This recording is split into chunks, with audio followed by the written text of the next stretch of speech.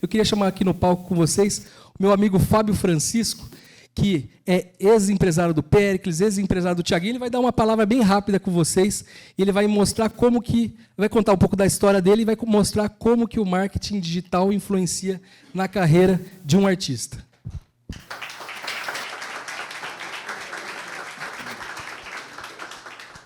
Boa tarde, pessoal. Meu nome é Fábio. Eu comecei na música como assistente do assistente de palco. Eu carregava os instrumentos, o equipamento para o assistente. E ali eu descobri que era realmente o que eu queria para a minha vida. E depois disso, eu fui me esforçando, fui pesquisando, e o mercado da música ele é completamente diferente de qualquer mercado. Não existe... Você não aprende curso, você não aprende faculdade, você não aprende de lugar nenhum. Tudo na música que está relacionado a shows, a eventos, inclusive marketing, você aprende no dia a dia. Até a parte jurídica também da música, principalmente em relação a direitos autorais, você também não aprende na faculdade, porque você também tem que aprender na prática. Tanto é que eu trabalho na música há quase 30 anos e até hoje eu não aprendi como calcular o direito autoral de uma música, ou tanto de um fonograma, que a gente chama que é a música, quanto da parte autoral, que é uma loucura. E aí fui aprendendo, pesquisando, estudando as pessoas que já estavam no mercado há muitos anos. E aí, rapidamente, eu já deixei de ser o carregador de instrumento e comecei a ser o assistente de palco. E aí, também, muito rápido, virei produtor técnico, né, de estrada, que é o produtor que acompanha o artista nas turnês e tudo. E ali, no ano de 2000, em maio de 2000, eu recebi um convite para ser produtor do grupo Exalta Samba. O grupo estava ainda numa fase um pouco delicada, mas ainda conseguiu se manter estável por mais 2 anos, até 2002, ali mais ou menos. O Krigor, que era o vocalista do grupo, junto com o Péricles, decidiu sair da banda, e aí, com isso, a banda chegou no estágio praticamente de falência. O cachê da banda, nessa época, era em torno de R$5.000 e dava prejuízo. E ali, com a saída do Krigor, eu ainda era produtor. E, bom, naquela fase, todos nós imaginamos, bom, a banda vai acabar porque ela não vai conseguir se manter com a saída do Krigor. E existia um plano do Péricles também sair e fazer uma carreira solo. Só que, nesse meio tempo, entre a saída do Krigor e a decisão do Péricles de sair também da banda, eles colocaram o Thiaguinho como vocalista da banda. Só que a empresária do Exalta Samba, na época, ela não acreditava no Thiaguinho. Ela acreditava na carreira solo do Péricles. Mas, mesmo assim, o Thiago ainda ficou na banda ali por 1 ano, mas nada aconteceu.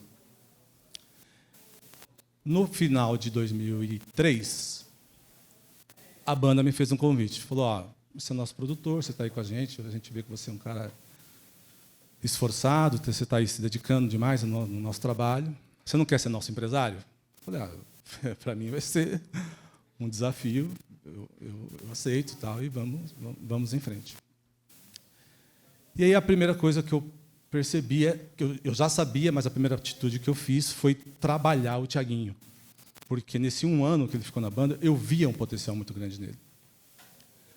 E aí nós começamos a fazer um trabalho com ele imediatamente e lançamos uma música com ele. E eu não entendia nada de marketing, de música, né? Era uma coisa muito nova para mim. Mas eu comecei a olhar os outros segmentos, o que os maiores segmentos daquele momento faziam. E, naquela época, a banda de forró, que era um fenômeno assustador, o que eles mais faziam para divulgar o trabalho deles? Eles mesmos fabricavam o disco pirata deles, eles fabricavam milhões de cópias, e eles distribuíam aquilo na rua de uma forma assustadora. E como as pessoas ganhavam o CD, e o CD tinha um valor muito alto ainda naquela época, as pessoas pegavam o CD e faziam questão de ouvir. E, com isso, a banda divulgava a música, o artista ficava famoso, e qual que é o produto final do artista? É o show, não é o CD. Aonde o artista ganha mais dinheiro é vendendo ingresso. E o artista ele só vende ingresso se a música dele der resultado. Se a música não der resultado, ele não vende ingresso. E aí eu peguei essa mesma fórmula e comecei a fazer com o Exalta Samba. Só que as bandas de forró, elas eram independentes, elas não tinham gravadora. O Exalta Samba tinha uma gravadora que na época ainda era a EMI Music. Quando eu fiz isso, eu comprei uma guerra com o mercado de música, porque as gravadoras ainda viviam de vender CD. E aí foi um transtorno gigantesco, mas deu resultado.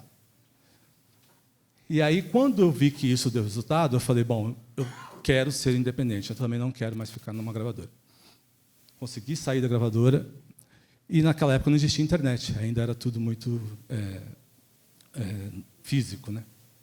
Só que a internet estava começando a chegar no Brasil, não só no Brasil, como no mundo, né? Em 2006, mais ou menos. E aí tinha o portal UOL, que era uma coisa muito nova, e era o maior portal da internet naquela época, mas ainda era um negócio muito novo, né? E aí, na época, eu falei, cara, eu vou entrar nesse negócio aqui, vou tentar entender como é que funciona isso.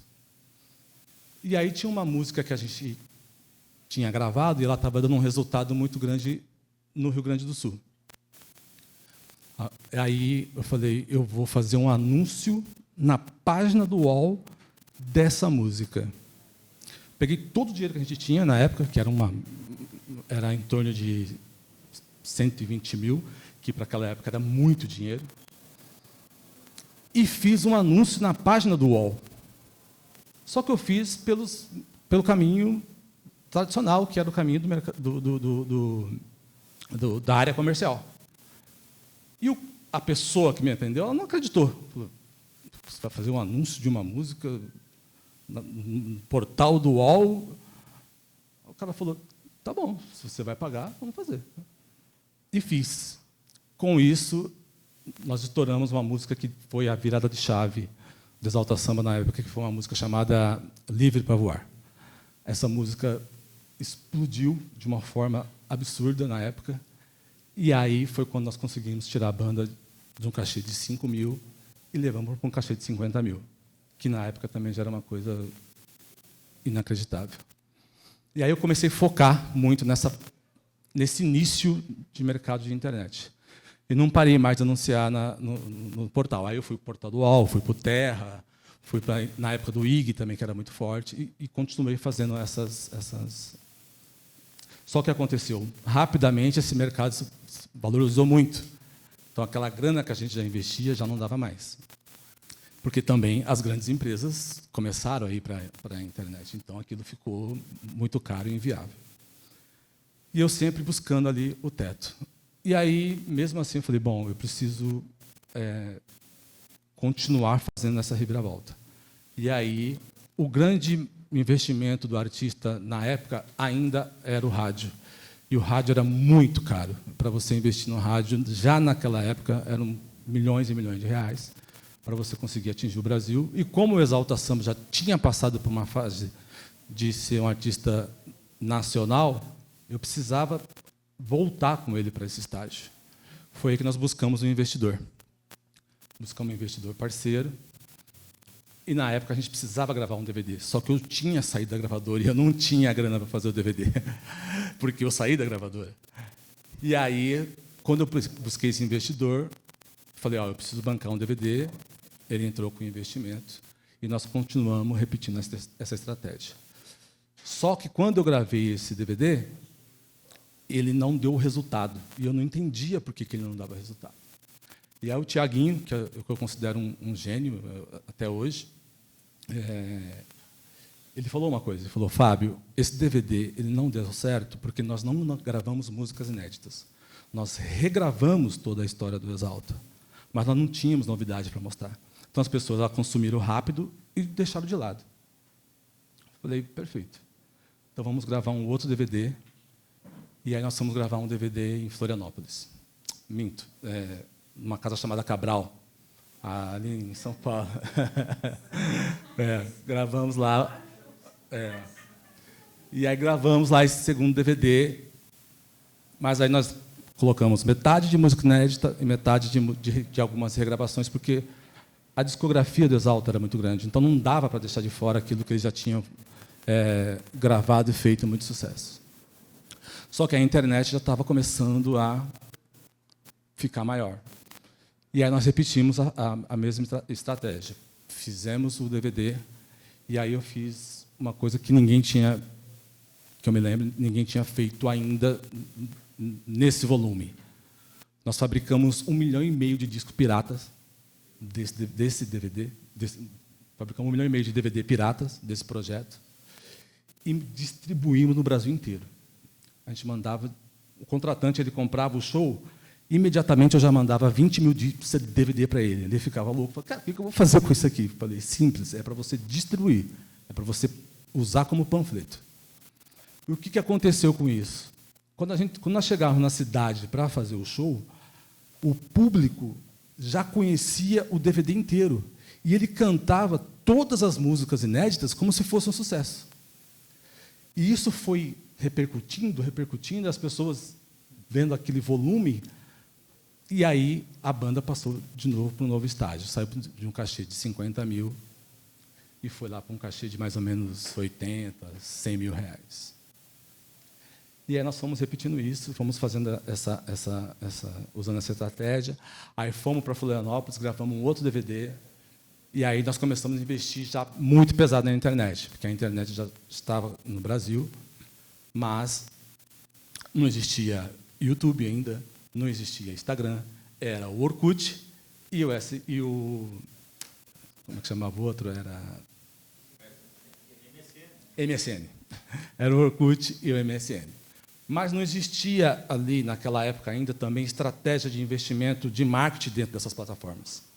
Era uma coisa de engajamento mesmo. Você tinha que sair distribuindo e caçando as pessoas para estarem dentro das duas. Né? E, ainda assim, o rádio era o grande... é o que fomentava a carreira do artista. Então, a gente tinha que investir muito pesado em rádio. A gente investia por rádio em torno de 1,5 milhão a 2 milhões a cada 6 meses. Então, era um valor absurdo. E nós não tínhamos gravadora, porque eu tinha decidido ser independente. Mas nós continuamos, fomos indo, mantendo essa estratégia de distribuir disco adoidado. E aí veio o YouTube. Com o YouTube, com a chegada do YouTube, que também era muito novo, eu decidi montar meu próprio canal. Falei, eu vou criar um canal meu, que eu tenho o canal até hoje. E peguei esse conteúdo que era independente e coloquei dentro desse canal. Esse canal até hoje ele tem uma audiência absurda. Mas eu não investia no canal porque o meu maior investimento ainda era a rádio, infelizmente. E hoje, até hoje, esse canal tem uma audiência que bate em torno de 600, 800 mil pessoas por dia, por conta da audiência desse conteúdo. E aí decidimos gravar um DVD no estádio. Aí nós fomos para o estádio, e aí foi o nosso maior desafio, porque a gente tinha que colocar 40 mil pessoas no Allianz Parque, e era um desafio gigante, porque a gente ainda nem existia ingresso digital, o ingresso ainda era de papel. E aí nós conseguimos quebrar esse recorde. Fomos lá, gravamos esse DVD, e aí foi a virada de chave maior, que nós saímos de um cachê de 100 mil e fomos para cachê de 1,5 milhão a 2 milhões por show. Quando a gente deu essa virada de chave, a gente já não vendia mais show, a gente bancava os nossos shows.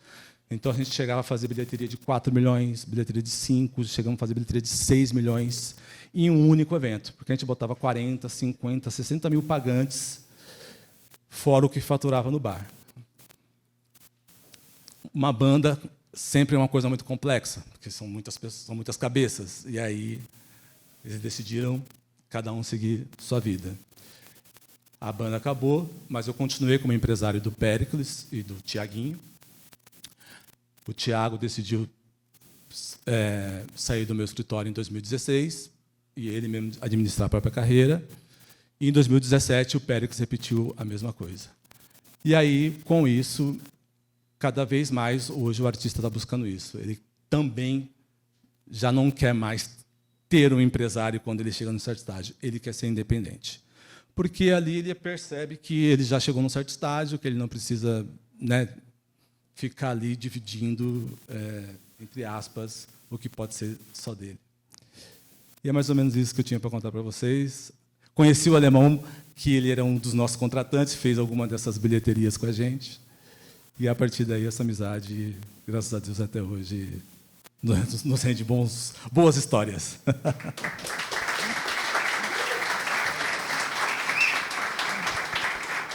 Cara, eu vou falar para você que... Ah, tem uma pergunta para ele. Vocês escolheram... Por que o Florianópolis para lançar, para gravar os 2 DVDs?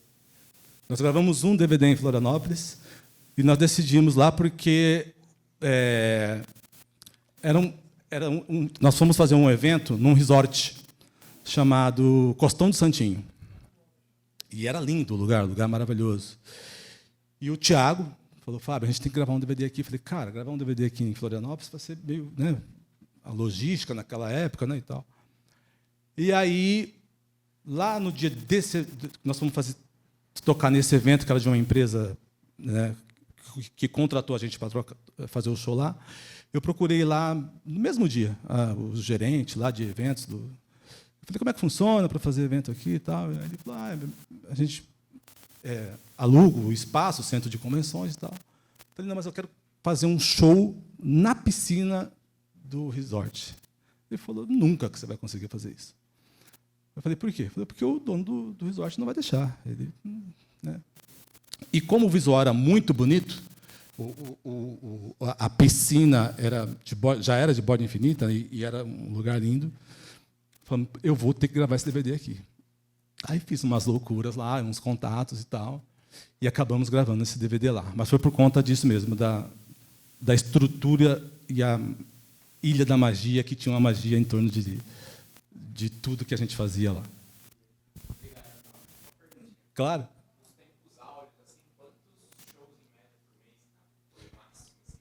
Nós chegamos a fazer 65 até 70 shows no mês. E assim, era realmente assustador, porque logística no Brasil, todo mundo sabe o quanto é complicado. Mas chegamos a fazer 70 shows no mês. O faturamento semanal da banda chegou a atingir entre 8 a 12 milhões, assim, porque como a gente fazia, nós éramos sócios do evento, então a gente chegava a faturar no mês 40, 30 milhões, assim, fácil. Porque eram eventos muito grandes, né? Então era um absurdo, chegou a ser um absurdo assim, de faturamento nessa época.